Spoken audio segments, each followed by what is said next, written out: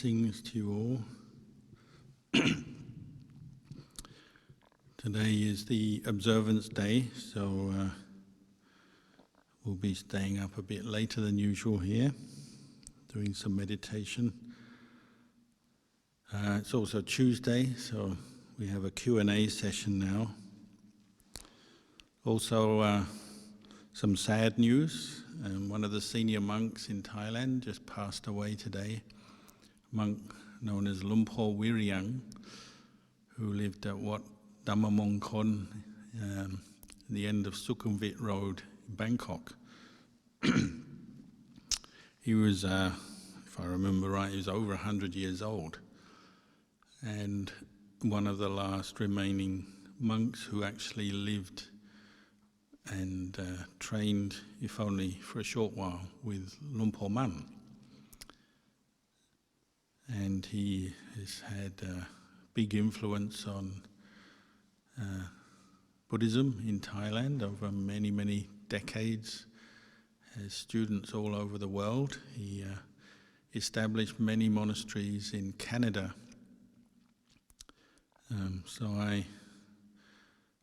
My mother was living in Canada for a while, so I stayed in some of his monasteries while I was visiting her. And I met him many times over the years. I was always grateful for his teachings and encouragement in the practice.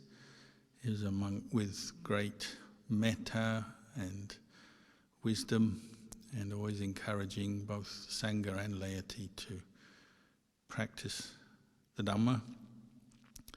So we wish him well. I think he's probably already well. His mind is in a good place. But his Sangha and laity, we pass on our condolences to them. I remember one story he told me a couple of times, just comes to mind. When he was a much younger monk, around the turn of the decade, around 1960, so a long time ago, 50 years ago, 60 years ago.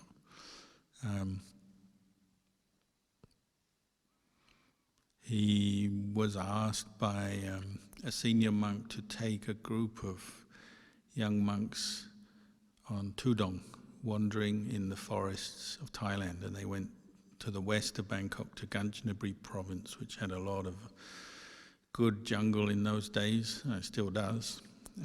Jungle with caves and mountains and rivers and wild animals. And he had to take these new monks out to get the taste of living in the forest, in the wild, just camping. And one of the monks was American, and he hadn't learned any Thai language yet. He was fresh, green, you might say, and with a couple of other Thai monks, Lumpur took them off, and they stayed in a chain of caves on a mountain in Kanchanaburi province. And they all spent the night in their respective cave, and in the morning at dawn, he was meditating. He heard the sound of somebody coming into his cave, and it was the American monk. And the American monk had been approached by a tiger in the middle of the night. A tiger had come into his cave, and I think it just growled at him and looked at him but didn't attack him. But it really frightened him. His meditation wasn't yet firm, and he was, like most people would be, very disturbed by meeting a tiger. So he came down to Lumpur for some guidance, but he couldn't speak any Thai, so he just kept saying, "Tiger came, tiger came." So he had to describe what it was, an animal, stripy face, pointy ears, big. And Lumpur said he learned the word tiger, and then he said, "Sura." So the first word that this American monk learned in Thai was Sura, which means tiger. So they exchanged language discussing a tiger. Anyway, good happy ending. Nobody was hurt, nothing happened, but he said it was an interesting way to learn English and for the Thai monk, the American monk to learn Thai. So tonight is a Q&A session. There's quite a few questions, so can't give detailed answers to them all because there's so many, but we'll see what we can do. So first question, Dear Ajahn, in the Sabba Patidana Gatha, there is a phrase called from the 3 planes and 4 grounds of birth. Could you please explain this? Well, I guess you'd call this Buddhist cosmology that we get from both from the suttas and the Abhidhamma. And in Buddhism we talk about the 3 planes or 3 worlds, meaning the sensual world, the fine material world, and the immaterial world. Kamaloka, Rupaloka, Arupaloka. These are the 3 planes, the 3 worlds, based on the experience of the human mind, you might say the level of the mind, but they expand out into many, you might say, subworlds or different levels of the mind. The 31 planes of existence is something you can Google and find out about. It's the Buddhist description of planes of existence, planes where people are born, reborn from life to life. And so the first of those 3 is, we say, the Gama Loka, the sensual realm, but that splits up into Gama Dukkati realm, so that's what we call the planes of deprivation or woe or suffering, so being reborn, say, in a hell realm or Asura realm, the realm of the demons, or realm of the hungry ghosts, or the animal realm. These 4 realms are the lower realms of the sensual sphere. Then there's the human realm, and then there's the heavenly realms of the sensual sphere. And there's 6 main ones of those. So the sensual sphere covers everything from really undesirable rebirth down in a hell realm to a very pleasant rebirth in a heaven realm, or in the middle is the human realm rebirth, and which is considered, a bit of a mix, pleasure and pain, good and bad, but it's quite suitable for the practice of developing the Eightfold Noble Path, because a bit of dukkha can stimulate our practice and our insight. But then there's the other 2 planes. There's the fine material sphere, and this is based on the practice of the Rupa jhanas. 4 main Rupa jhanas, but these again are the cause to split, or can be split up into rebirth into a number of different realms, more than 4 realms, based on the level of the mind. And these are states of samadhi, states of jhana that one may have attained as a human being, and at death, based on what level of Rupa jhana one has attained, then one acquires a rebirth in the fine material plane. That includes the planes we call the pure abodes, where anagamis, non-returners, are reborn, and from there they attain enlightenment. And that's sometimes linked to what you hear, the Pure Land school of Buddhism. But there's still fine material realms where one is born, and then one leaves that realm either to come back to be born in another lower realm maybe, or if one was an anagami, one wouldn't be reborn until one would enter Nibbana. And then the higher realm from there is the immaterial realms, based on the practice of arupa jhana, formless jhanas, which there are 4 of those. So birth in these 2 planes, we usually call them, people born in those planes, Brahma gods, the Brahma realms.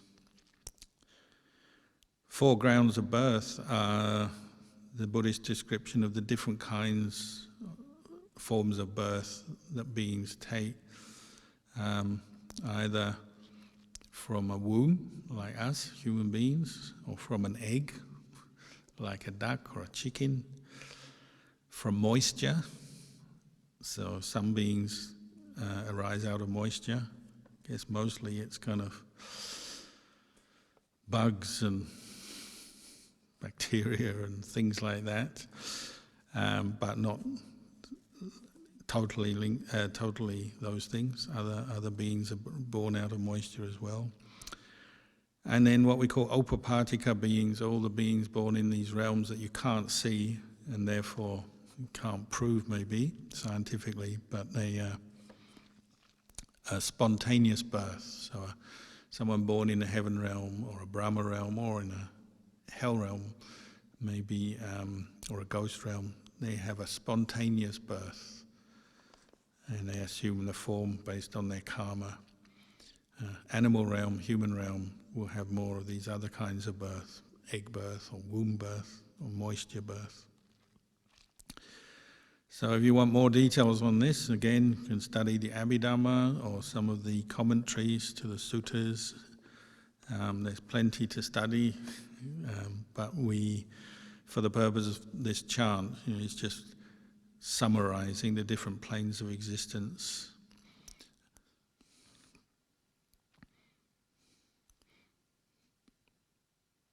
There's another question. In Buddhist teachings, is the concept of rebirth finite? In other words, does rebirth end if life on earth is totally extinguished due to some overwhelming catastrophic event? Well, the simple answer is no. The only thing that extinguishes rebirth is nibbana, the completion of the Eightfold Noble Path. One reaches the end of suffering, nibbana. The attachment to the delusion of self and the ignorance that fuels that is removed from the mind, so there's no more birth, no more, the conditioning process that leads to rebirth is ended. And that's why we practice what the Buddha taught, and that is the goal of Buddhist practice. As far as more on the sort of more material or practical level, if the earth reaches a point where the sun expands and explodes and the earth gets hot and explodes and all life is extinguished on earth, the Buddhist explanation will be, well, true, at that point human life and animal life, other life would be extinguished, but beings wouldn't be totally absent from the universe. There would be, some beings would be reborn in higher heaven realms that are not affected by this exploding galaxy, exploding sun event. They do say that beings in the lower realms and beings in even the lower heaven realms may still be burnt up in, if the sun explodes. So there would be a lot of death and destruction, but then there would be rebirth again because those beings are not fully enlightened, haven't reached nibbana. Going back to, say, we were talking about the higher planes of existence just now based on the people who develop jhana, rupa jhana and arupa jhana. Well, if you develop very strong jhana, maybe you, if you haven't reached nibbana yet, you might be reborn in a Brahma realm and you might have a lifespan of long time, hundreds of thousands of years, sort of like a little bright star sitting up there enjoying the bliss of your jhana. So you might outlive the world. You might live so long that the world goes through various cycles of creation, coming into being, and then destruction, and you're still sitting up there in your Brahmaloka observing all this. So life and death, or rebirth and rebirth, doesn't end just because the world is blown up or the galaxy explodes. It would simply be a kind of a readjustment of where beings are for a while until a new world where maybe human beings can come into being, existence again starts. So it gives you gives you an idea, doesn't it, of how long this universe has been around. They asked the Buddha, when people love to ask, even though the Buddha pointed out it's not really relevant to our practice, but people like to ask anyway. When did the universe start? When did life start? When was there the first beings born, and so on? And the Buddha just said, well, recollecting past lives, going back, he could recollect hundreds and thousands of millions of past lives, but he said he couldn't find any beginning. It's so far back, it was beginningless.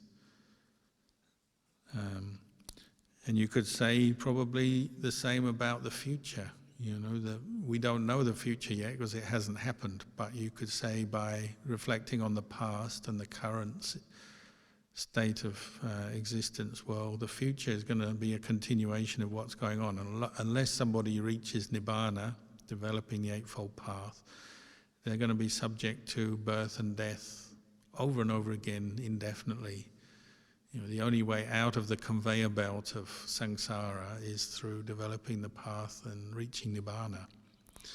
Otherwise, it's many future births and deaths, even though some of them might be in quite pleasant places and good places, but it's still birth and death over and over again.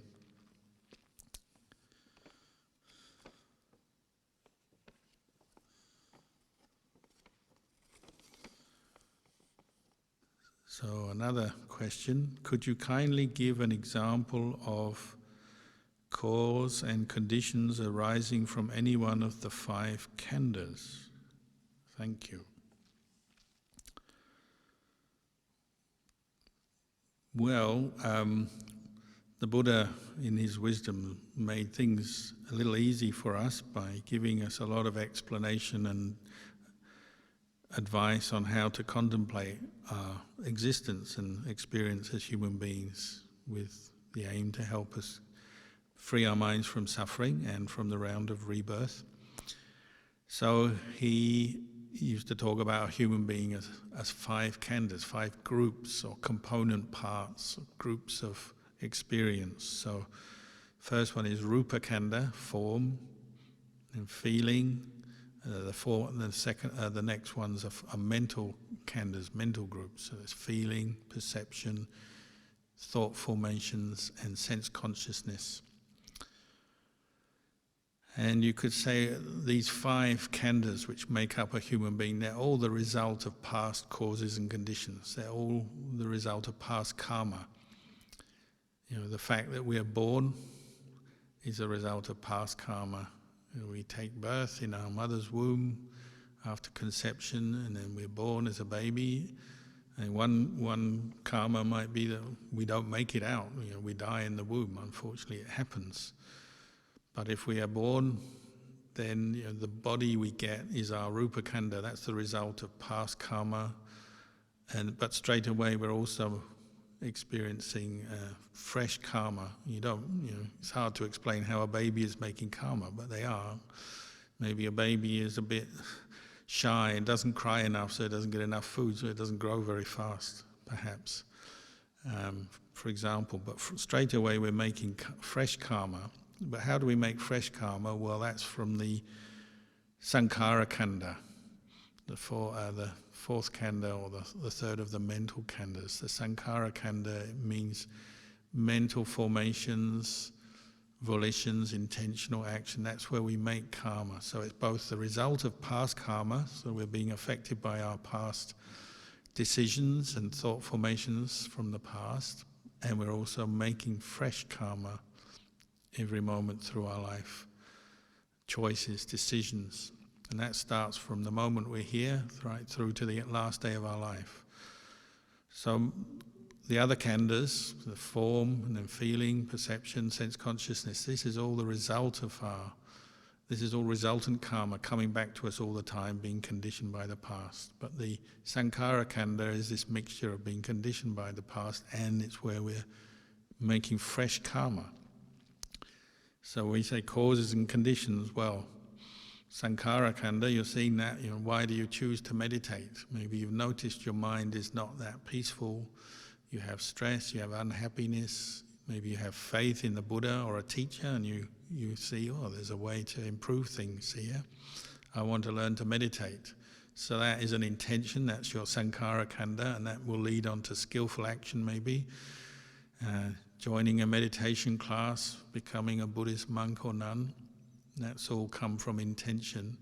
That's the Sankhara Khandha at work. And then you practice your meditation and it starts to change maybe your attitude to the world. Some of your views change, your experience of life changes. Maybe you experience more peace, more wisdom arises, even though meditation is often frustrating. And that will change your experience. Like the Vedana Khandha is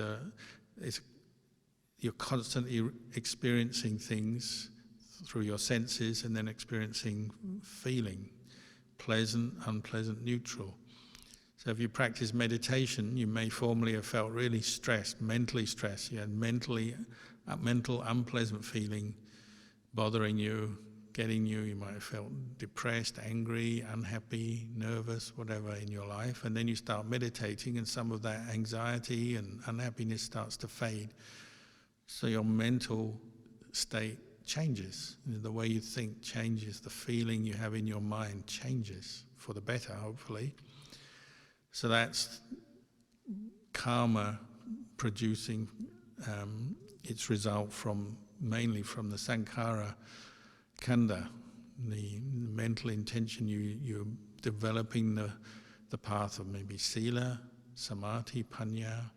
It has its result coming back to you. You experience more pleasant feeling as you practice meditation. As you practice generosity, you practice keeping precepts. You're generating a lot of good karma, which brings a lot of pleasant feeling. And maybe you're giving up old behavior that brought you a lot of stress or unpleasant feeling. Being aggressive, being annoyed, drinking, taking drugs, arguing all the time, whatever it was that you realized was causing you a lot of suffering. You give up that behavior. So your Sankhara Khandha is constantly affecting how you feel in the present and also the kind of karma that's going to come back to you in the future. So these 5 khandhas, they're the product of our past karma, but we're also using them to make new karma, good karma. So constantly we're seeing causes and conditions at work. Even when you experience the results of your past bad karma, say you have some pain arise. If it's mental pain, maybe it's just anguish, thinking of an event or a person. You feel really anguished, disappointed, annoyed when you think of that event or that person. At that moment, you could choose to just indulge your anguish and just feel sorry for yourself or angry, or even go and do something to hurt somebody else or get back at somebody else. That could be one choice you make, and that would be your Sankhara Khandha. The intentions that arise, you decide, I'm going to act on my anger, I'm going to tell them off or attack them or get back at them or punch something or do something that hurts me or hurts them. Or experiencing the very same anguish and disappointment, you might say, this is unfortunate, what's happened, but I'm not going to let it ruin my life, ruin my state of mind. I'm going to practice patience, I'm going to practice letting go of my anger, be mindful, bring up the mindfulness, let it go. So in one moment you've got that choice whether to go the way of kindness, compassion, wisdom, developing the path, or you could go down from that moment, not following the wise way, the way of the Buddha. You might follow the way of your emotions, your negative emotions, and that drags you down. So literally every moment of every day, our 5 khandhas are bringing us to a point where we're constantly making choices and we're relating to our own body and mind. And hopefully through the practice we're relating more skillfully.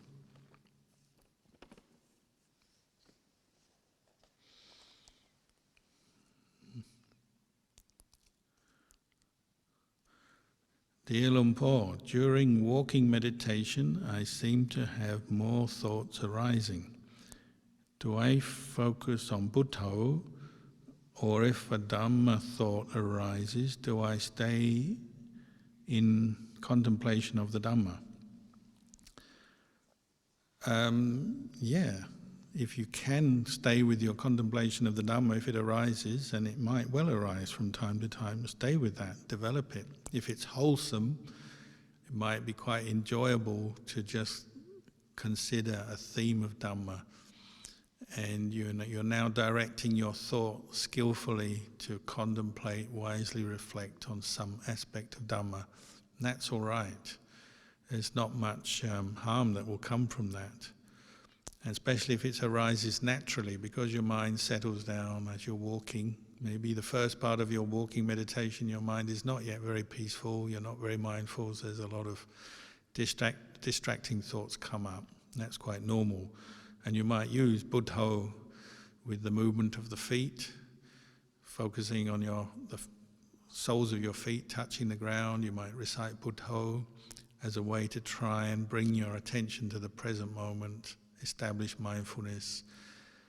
But as you're doing that, at some point, as your mind settles, maybe it feels more peaceful than before, then various thoughts of Dhamma can arise quite spontaneously.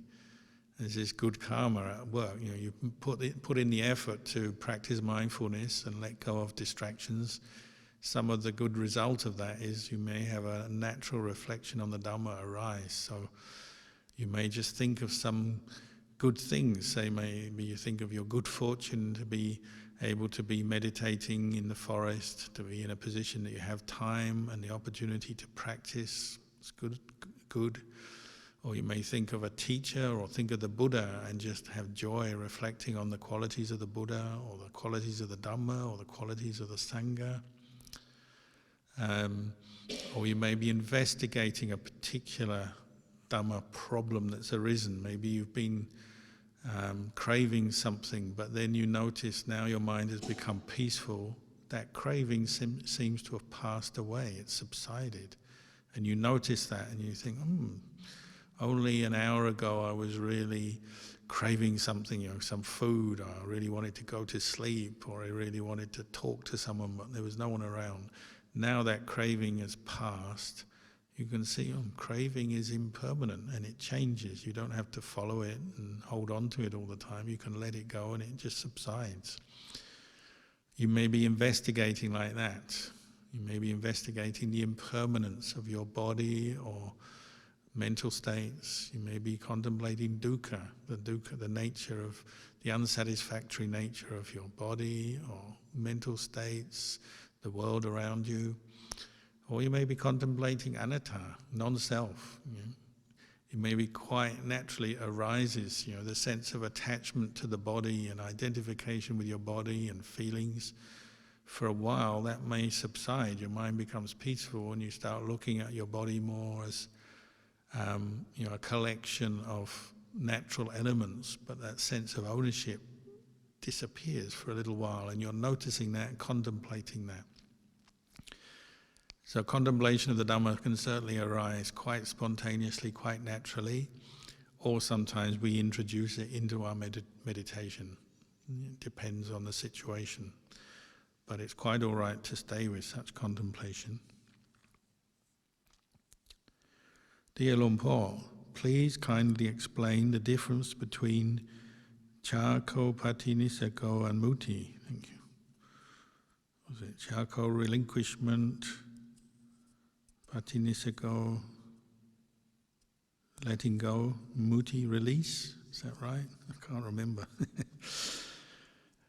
They're all part of the same thing really, isn't it? It's the development of the path, Sila, Samadhi, Panya. You're bringing up all these path factors into existence, maintaining them, developing them, cultivating them. You get to the point where your mind is calm, beyond the hindrances, and you're investigating the Dhamma, contemplating anicca, dukkha, anatta in your experience. And you may have moments of letting go relinquishment, where you notice you've been clinging to a view of something and you realize it's just a view. You may have been clinging with bias to something, some experience. It could be a memory or a thought about an experience or an actual feeling arising, but then you realize this clinging is causing me suffering, so there's a sense of letting go, relinquishment. And then there's this release. Oh, that suffering I was feeling, the suffering of clinging, has gone, and your mind feels released. And that may be just a temporary experience at first, but the idea is you're moving in the direction of Nibbana to the point where one day it's just permanent. You permanently let go, relinquish your attachment, and your mind is permanently released. But I think most practitioners, this is, you experience temporary release first. You've been holding on to something. A memory keeps bugging you, but then one day you realize, oh, it's gone. It's just a memory. That sense of self that was identifying with that memory and the suffering that was coming with it is gone. So you've let go, you've relinquished, you've let go, and this release. So it could be to do with body, with feelings, with mental states, wrong views, attachments in different ways where you finally realize, I don't need to hold on to this, I can relinquish this. And the word charcoal, relinquishment, it's the root is jaka, and that means like relinquishment or dana and generosity. You start our practice of relinquishment and letting go through practicing generosity. It's something the Buddha encouraged us to do, because if we don't practice generosity, charity, sharing, giving, our mind tends to go the other way. It goes to acquiring, possessiveness, stinginess, holding on, and it causes a lot of suffering, doesn't it?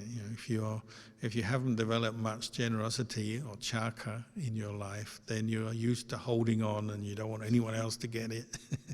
Don't want anyone else to have what you've got. You miss out on a lot of happiness, and you're not seeing the suffering of that holding on, maybe. But as you practice generosity, you get used to letting go, physically letting go of food or money or knowledge. There's so many ways we practice generosity. You get used to letting go in that way. So then when you come to practice internally in your meditation, developing mindfulness, developing wisdom and insight, you're used to letting go because you've been doing it on the outside, sharing your time, your energy, your possessions. Then when you're practicing meditation, to let go of a particular hindrance that you've noticed is just a more refined, a more difficult, more refined version of letting go of things on the outside. So, say you have a desire, maybe it's somebody you see that one part of your mind says, oh, she or he is really handsome, really beautiful. I'd really like to fall in love with that person and spend my time with that person. But having contemplated, maybe you're at the point where you're ready to say, but I'll just let it go. Doesn't mean to say that person is not attractive, desirable, but it's just saying the suffering of desire, trying to hold on, the seeking, the holding on, the suffering, don't want it. So you're willing to let go. Maybe that's a more kind of deeper kind of letting go on the inside. Dear Luang Por, whenever I share and dedicate merits of my practice to dear deceased family members, all their images appear instantly, all at once. Is this just the mind and all the implicit memories, thoughts, sense and sense consciousness? Or is it the deceased being present to receive the merits? Well, it could be a bit of both. Certainly we have memories of deceased relatives, the ones that we actually knew, and so the most likely thing is when you think of them, that you'll think of their face. It's very common. And so if you've been meditating, your mind is more refined, your attention has been turned inwards maybe, you have less distractions, less hindrances bothering you, then it may be quite natural that the faces of various deceased relatives come up as you're sharing merit with them. And it's quite possible that merit might reach them, so there may be an actual connection. That merit, they may actually be coming, we say, giving their anumodana to the good you're doing. Doesn't necessarily mean those beings need your merit. They may be quite peaceful and happy in some other realm, but they'll enjoy it when you think of them and share merit with them, just as anyone would. Human beings wish each other well, give each other presents, say nice things to each other, support each other with feelings of warmth and kindness. We like that. So your relatives, dead relatives, would like it as well. So maybe they're just coming to give their anumodana, or maybe there's one or two who are suffering and they really want your merit, because it is one thing that can help somebody who's passed away, is that people make merit for them. It can bring up the level of their mind, make them happier, more peaceful, and in some cases even achieve a better rebirth out of a realm of suffering into a realm of happiness. There's many stories of this, so don't underestimate the power of the mind. Some teachers I know, they scold their students for not making merit and sharing merit with their deceased relatives, because maybe those teachers can see beings in other realms and know they are coming wanting to receive merit, or at least encouraging us to make more merit for our own good. Maybe it's out of love. But then the student doesn't realize, just stuck there meditating, thinking of all their problems, and why isn't my meditation going anywhere, and why is life so difficult, and caught in all the negative stuff and just forgetting about sharing merit. It's quite common, isn't it? So the teacher has to scold the student and say, don't forget to share merit with your parent, your grandparent, whoever it may be, because it really works. It does have a good effect. It has a good effect on us, and it has a good effect on them. And that's the value of teachers. Sometimes they have higher knowledge, more experience than us, and they can point out what we need to do.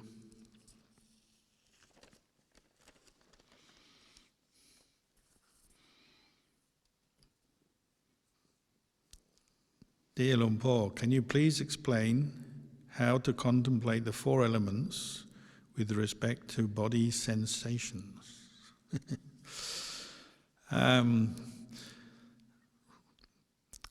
Well, most of these meditations, you begin as a discursive meditation, thinking it through. And that in itself takes a bit of energy, doesn't it? You start thinking of the four elements. What are they? How do they manifest in your body? How are they appearing in your body? Already your mind might slip away to be thinking about, what are we going to get to eat for the meal? Or when am I going to go to bed?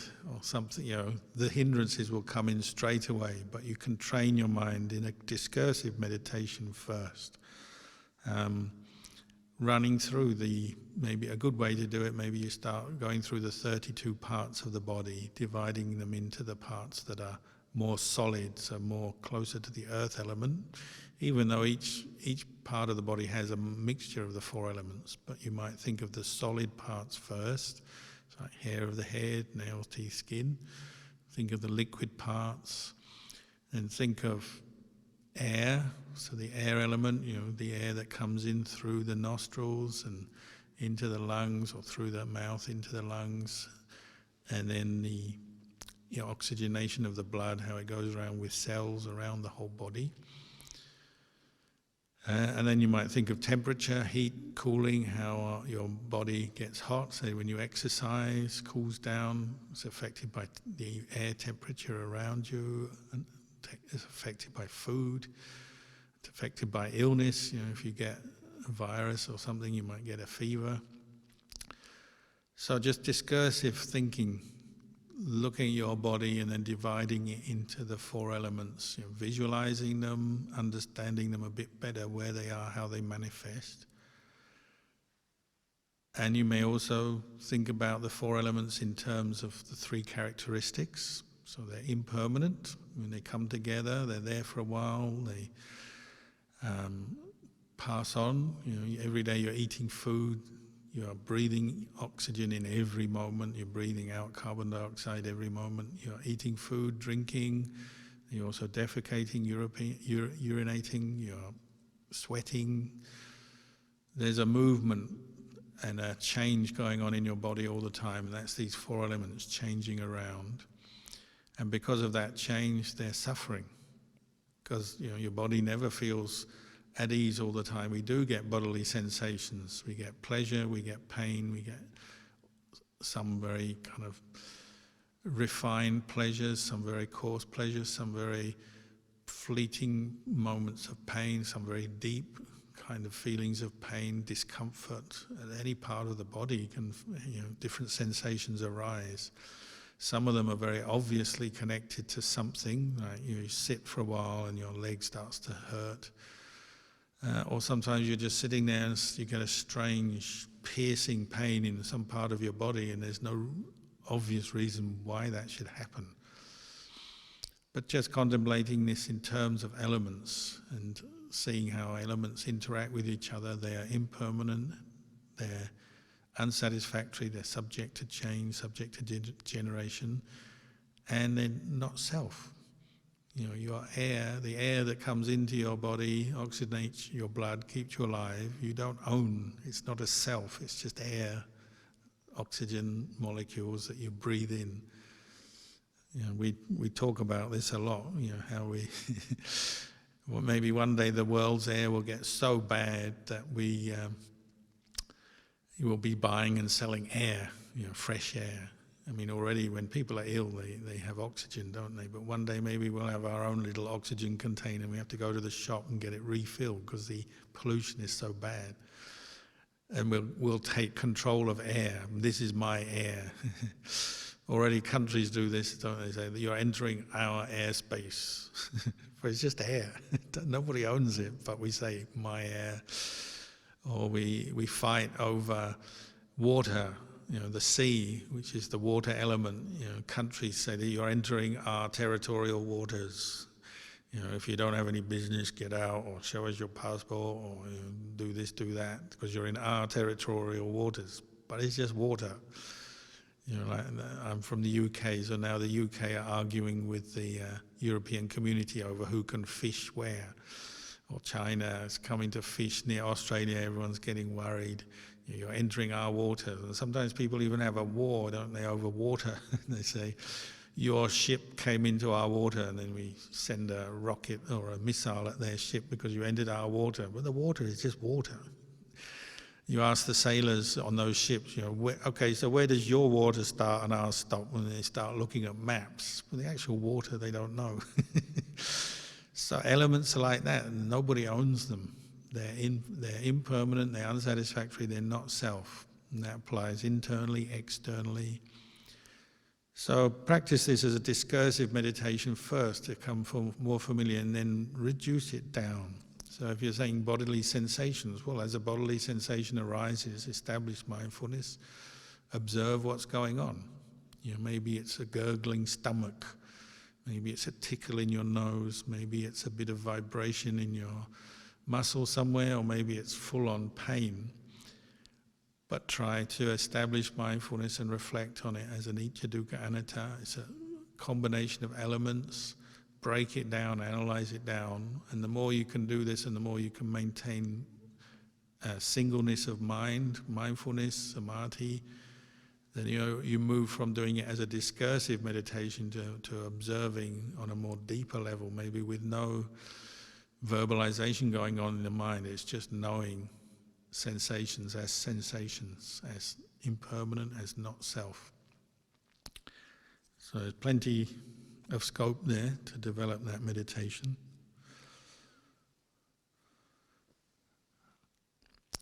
Luang Por, in regard to the 8th precept,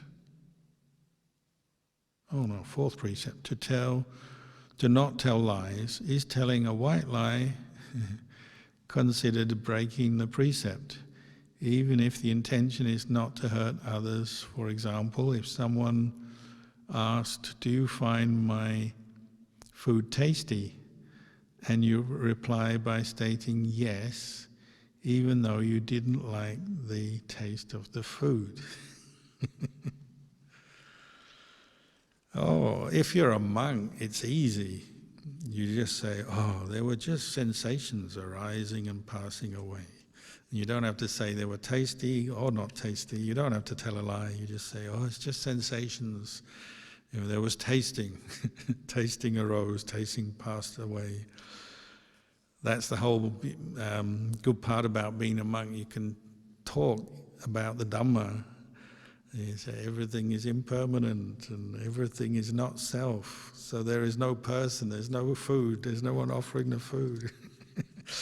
Depends how you want to say it. But as a monk, you shouldn't really be getting too much into the, I like that food or not, because then you're stirring your own desire, and then you're also probably stirring the desire in the layperson, and they might come back and cook you twice as much of the same food, and you're developing an unwholesome and unskillful attachment there.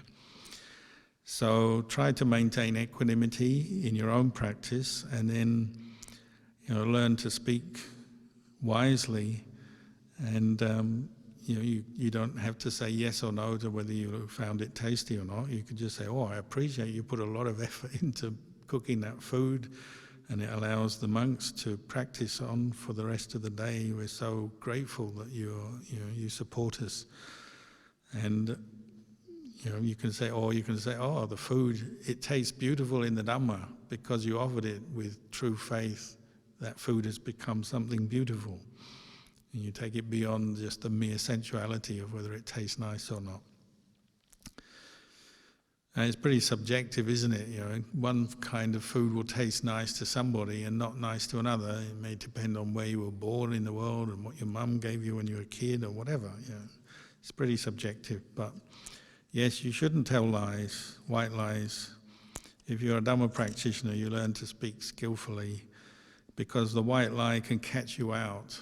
Say it is in this case food. You say, "Oh yes, your food was great," even though you didn't like it. And then one day you're talking to your friends, "Oh, I really didn't like that food," and the person walks around the corner and hears you. They're a liar. If you're a monk, you're in big trouble then. If someone finds out a monk is lying, they're not happy at all. So it's not worth it. Just learn to speak skillfully. Or safest one is just don't say anything. Silence. It's a noble silence.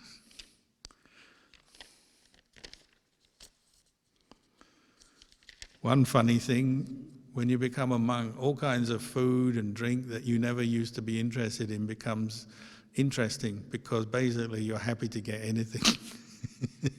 So, things you would never have dreamt of eating, you're happy when that's all you've got. It becomes very tasty.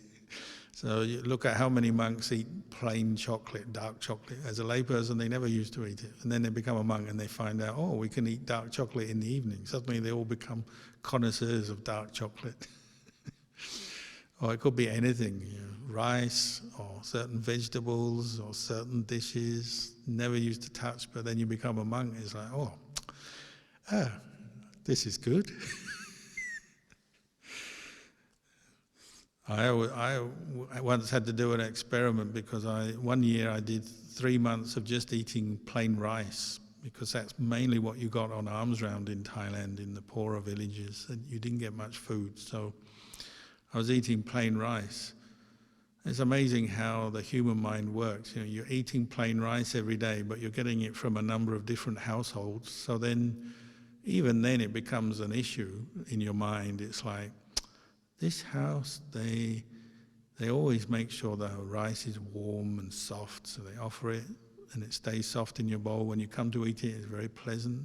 This house, they've already cooked their rice a long time ago, so by the time you get it, it's quite hard and cold, and you get back to the monastery and, it's quite difficult to eat. Or this house offers brown rice, that house offers white rice. This house offers this kind of rice, more salty, less salty.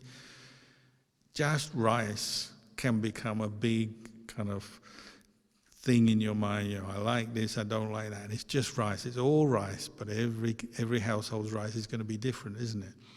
So when you strip everything back to the bare bones, just rice, your mind can still be totally unsatisfied or satisfied, up and down with just rice. And you think how many other kinds of food there are in the world, millions.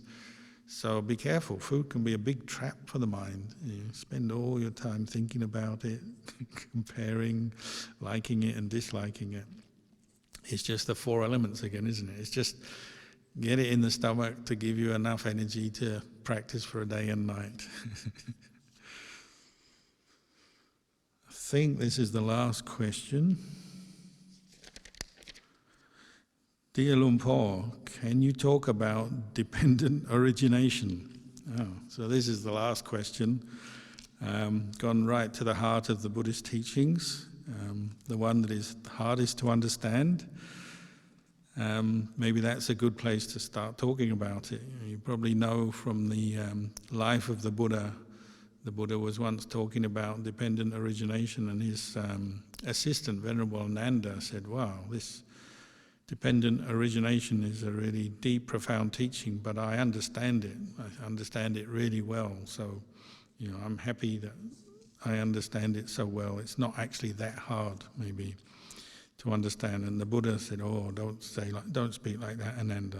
The dependent origination is a very deep, profound teaching. Don't underestimate it." It's basically a teaching on the causal process by which suffering arises for a human being, attachment to the khandhas, to body and mind, and then the process of rebirth, how it takes place, and then how you can set it in reverse order, as it were, in reverse motion, and use the reflection on dependent origination to free your mind from attachment, free your mind from suffering. It's a teaching on how things interact in our world, physical and mental and material, the aspects of our life, of our world interact. Things arise dependent on other things. This arises dependent on that. This is here, so that arises. If this isn't here, that doesn't arise. It's that kind of way of thinking the Buddha was training and encouraging us to investigate cause and result, and particularly with respect to our mind. How does suffering arise? So if you read the sequence and the different stages, the most practical part of dependent origination teaching maybe is to understand how sense contact gives rise to vedana, feeling, pleasant, unpleasant, or neither pleasant nor unpleasant. So your eyes see, there's light, your eyes are healthy, you see, eye consciousness arises. From that you get feeling of pleasure, neither, or pain, or neither pleasure nor pain. 3 types of feeling. If there's no mindfulness or wisdom present, that feeling will stimulate craving, which will be a cause for upadana. It will fuel upadana, clinging to arise. Clinging fuels bhava, becoming, which fuels more birth. And you can either look at this teaching as spanning lifetime to lifetime. Why do beings get reborn? Because they've accumulated craving, attachment or clinging, becoming. All the conditions are right for that consciousness, that being's consciousness, to take rebirth at death. Or you can just look at it as a kind of the spinning wheel of the mind through our day, from moment to moment through the day. So you have you're seeing, and then feeling is arising as you see. And if there's no clear wisdom and mindfulness at that moment, well, craving is stimulated. So you see something and it's already stimulating craving, wanting, desire. Or if it's you're seeing something you don't like, well, it's stimulating not wanting, not desiring, wanting to get rid of. And this hardens into clinging, upadana, and that clinging starts to form bhava, the karma making part of us, the decisions and the way we view ourselves and our world and what we want to become, and the karmic decisions we make are made based on craving, clinging, and then becoming. And that's going on every day. So you can either look at it as just in a moment of consciousness, a moment of activity, or over the span of several lifetimes. Why is it that beings are born, die, and reborn again? But it's certainly a beneficial teaching to look into. You can read the sutras on it, the commentaries. Many teachers have written books and given talks on this, so maybe I won't say too much tonight because it's quite a deep, profound subject, and it needs time, but nevertheless, it's certainly the heart of what the Buddha taught. So the Buddha used to say, one who sees dependent on origination sees the Dhamma. One who sees the Dhamma sees the Buddha. So one who sees dependent origination sees the Buddha. If you want to look at the Buddha in a different way, not just as a statue or a beautiful, peaceful image of this person sitting, meditating or whatever, you're looking at dependent origination. You're looking at the mind of a Buddha. It's come from the mind of enlightened Buddha who's understood how suffering arises and how it can be abandoned. How can it be abandoned? Well, you interrupt this process of dependent arising. You interrupt Vedana giving rise to Tanha. You put a wedge there. You say, no, I'm not going to get caught into craving and clinging and becoming based on this sense experience. I'm just going to be mindful, observe it, but not give in to craving. So you see the nice food, it's pleasant, the sight is pleasant, the smell is pleasant, and then you let that pleasantness just fade. The pleasant feeling, you let it fade by being mindful and restrained at that moment and understanding, it's impermanent, it's not self, and you let it fade. So the process of dependent origination doesn't take place. It's like a wheel. It's got 12 spokes and you've stuck a stick in the wheel. If you were a mischievous kid and you ever did that to someone's bike, their bike stops and they go flying over the handlebars.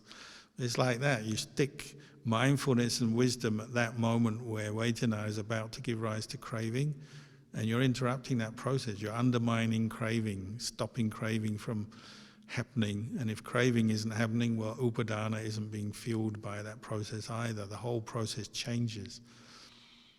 So a lot of our practice is based on this, having mindfulness of sense contact, of feelings of arising, seeing them as anicca, dukkha, anatta, as impermanent, as suffering, as not self.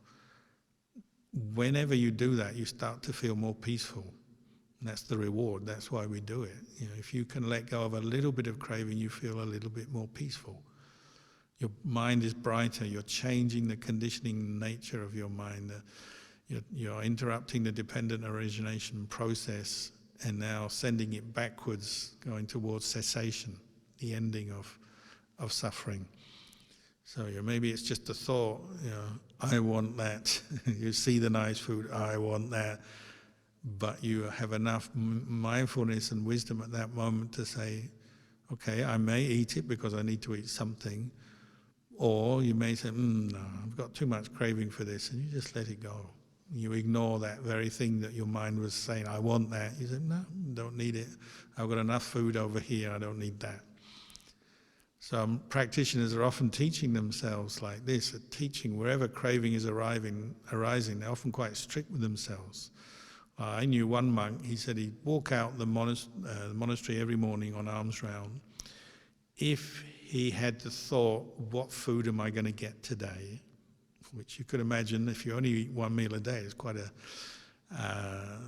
likely thought to come out. He said if he noticed that thought arise, he would stop, turn round, go back into the monastery and fast for the day. He said he had to teach his mind, he had to be very strict, disciplined, very determined with himself not to give in to the mental proliferation, the fantasy, the imagination about what food I'm going to eat today, the dreams of food. Not going to give in to them. So if you do that a few times, then your craving and your attachment gets scared. Oh, I don't want to come up in the mind of this person because then I'm going to not get any food today. So then the mind settles down and you can go on arms round, even meet people with nice food, but your mind is not giving into craving now because you've taught it. So this is the way monks practice quite often. They don't look, they don't think, they're teaching themselves to abandon craving right there and then, and it can be very strict. Like another monk, a friend of mine, had a problem with sleepiness. So we'd do the all-night sitting on the observance day nights, and he said, if I allow myself to sit meditation and fall asleep as I'm sitting, I'm not going to eat anything tomorrow. So he's working on his sleepiness, his drowsiness. He's teaching himself to stay awake because he knows if he falls asleep and indulges in that while he's meditating, he's going to fast tomorrow. He's being really tough on himself, but that is interrupting the process of dependent origination. He's teaching himself not going to give in to this drowsiness, because that's another form of craving, wanting a drowsy, dull state maybe, wanting the comfort of a bed, wanting the comfort of sleepiness. There's so many areas where dependent origination is carrying on in our life. I'm just giving you a few examples how you actually practice with it day by day.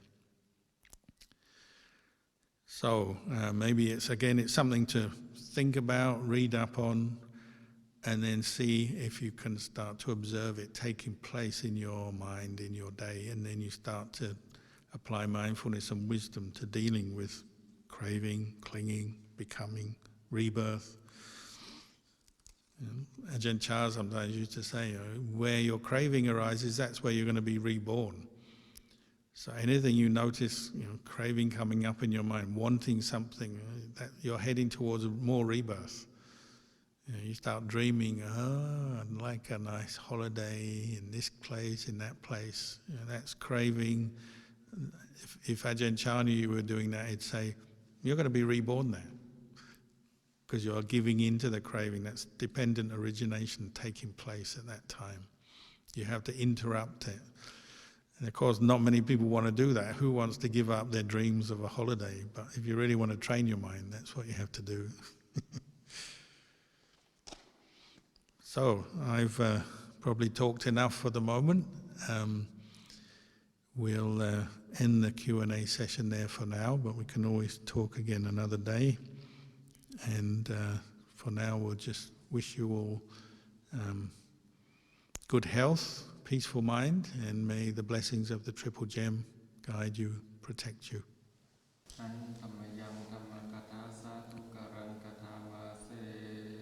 Sa